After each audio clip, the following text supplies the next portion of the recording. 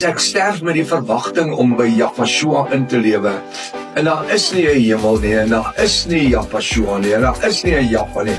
Weet jy wat, ek het niks gemis nie. Maar weet jy wat surprise het jy as jy doodgaan, en daar is 'n iemand, en daar is 'n Jahwe, en daar is 'n betroon, en daar is 'n hel. Tel, jy het 'n major probleem.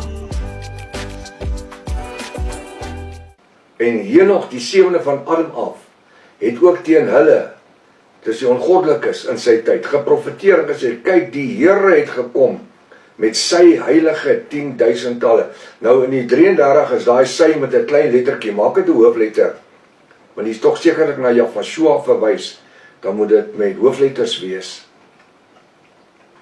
Judas 1 vers 15, nou kyk, hoekom het hy, nou kyk nou hierna, om gerig te hou oor almal.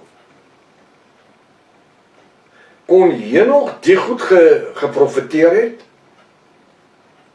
en na die sewende geslag na Adam, om gerig te hou, gerig is om oordeel te hou, oor almal. Dit gebeur by die wit troon oordeel, volgens Openbaring 20 vers 11, van lees, maak 'n nota, Openbaring 20 vers 11. Om gerig te hou oor almal, en al die goddelose mense onder hulle te straf, oor al hulle goddelose werke, wat hulle goddelooslik gedoen het, en oor al die harde woorde, wat die goddelose sondaars teen hom gespreek het, teen hom, dit's Jahwe, die Almagtige. Wie sou vir hulle geleer het, daar's 'n skepper, Jahwe die Almagtige. Daai tyd kon hulle nie skryf nie. Daai was die tyd van prentjieskrif. Selfs in die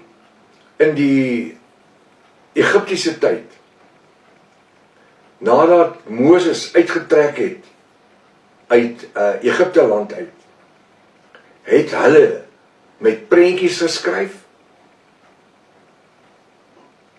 Want gaan kyk, hy praat van 10 woorde. Hy het vir Moses 10 woorde gegee. 10 prentjies, die 10 gebooie, 10 woorde, 10 prentjies. Jy sien, die mense kan nie eens dink nie.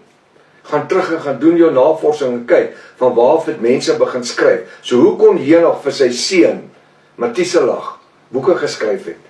Want ons het ons gesien 'n week of wat terug. Hy het sommer nie 'n boek nie, boeke geskryf. Dis wat daai Albright toe ons gesê het. Jy sien, die ouens hoor die klok slaan, en hulle weet nie waar die kerk sit nie. Ek wil weer vers 15 lees. Om gerig te hou, om oordeel te hou. Gerig is oordeel. Was daar enige skrywe van enige gerig voor in die 7de en die 8ste geslag na Adam? Niks.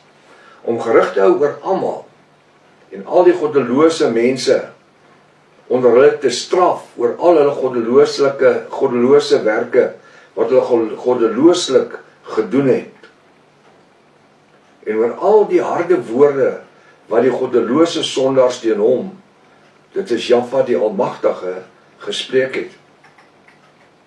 Vers 16, hulle is murmureerders, wat oor hulle lot kla. Hy praat nou van die ouens wat in Henog se tyd geleef het. Hulle is murmureerders wat oor hulle lot gekla het, en volgens hulle begeerlikhede gewandel, en hulle mond spreek trotse woorde, terwyl hulle mense vlei terwille van voordeel. Daai ouens het gesukkel om te oorleef. Dit was die begin van die beskawing. Daar was geen wet wat gesê het wat sonde is nie. In Henog se tyd, daar was geen wet. Die wet het eers gekom in Moses se tyd. Na hulle, hoe lang was hulle? 430 jaar in ballingskap was in Egipte land. Dis amper 'n eeu nadat Noag uit die ark uitgekom het. Jy sien, die ouens wil goed verduidelik, maar hulle het nie substansiële grond om op dit te staan nie. Vers 17, maar julle geliefdes. Nou vir my is die geliefdes is die bruid van Jahweh. Hy sê, maar julle geliefdes moet die woorde onthou wat tevore gespreek is deur die apostels van Jahweh. Deur wie? Deur wie? Deur die apostels van Jahweh. Wie skryf hierso? Judas skryf hierso.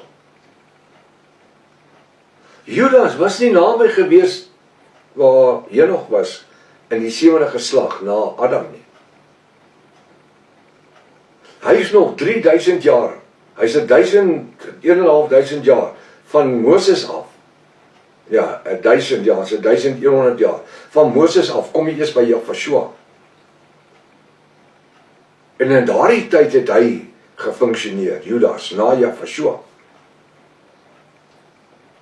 Nou praat hy asof Henog, kom ons kyk, want hy praat oor Henog, maar julle geliefdes, nou het Henog dit geskryf, moet die woorde wat tevore gespreek is, deur die apostels, waar was daar apostels in die tyd van Henog op die aarde gewees?